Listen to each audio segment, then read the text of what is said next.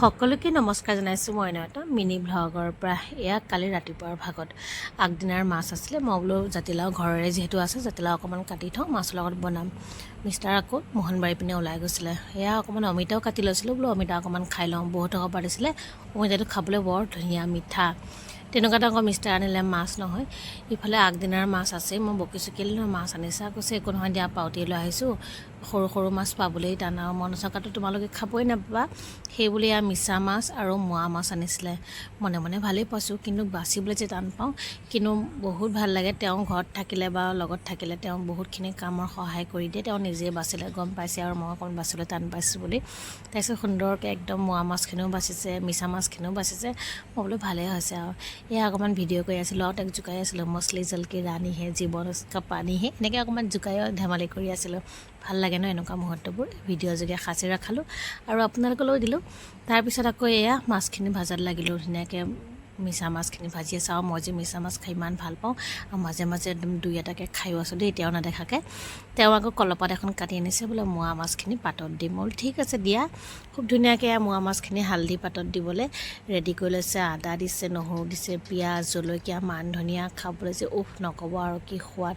খুব সুন্দৰকৈ এনেকৈ গাঁঠি মাৰি লৈছে। মই আকৌ মোৰ ইমান নাজানো দেই, কৰি পোৱা নাই। মই গাঁঠি দিলে দেখোন খুলিয়ে যায়। মই এইফালে মাছখিনি খুব ধুনীয়াকৈ বাছি ল'লোঁ। কেইটামান মোৱা মাছ ডাঙৰখিনি ছাইড কৰিছোঁ, তাৰমানে জাতিলাওৰ লগত বনাম।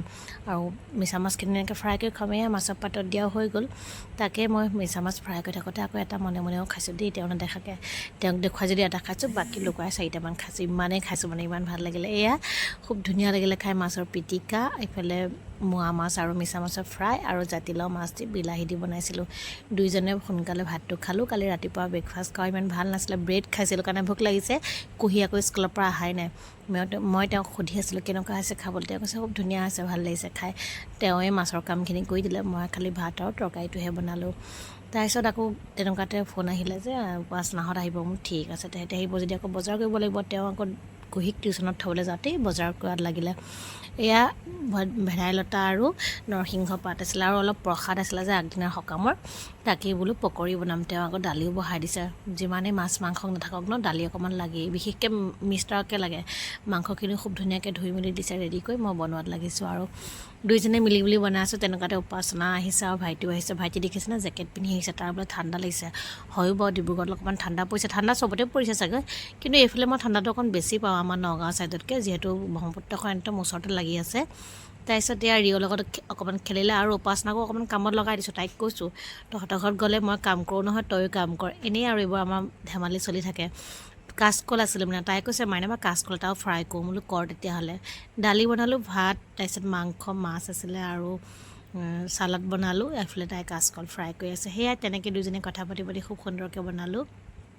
তেতিয়ালৈকে মোৰ ভাত ডাল চব হৈয়ে গৈছিলে, তাই অকল কাচকলটো ফ্ৰাই কৰিছে। তাৰপিছত আকৌ পৰিশ্মা অকণমান দেৰিকৈ আহিছে। অহাৰ পাছতে আৰু প্ৰায় 9:30 10টামান বজাত ভাত খাব লাগি গ'লোঁ।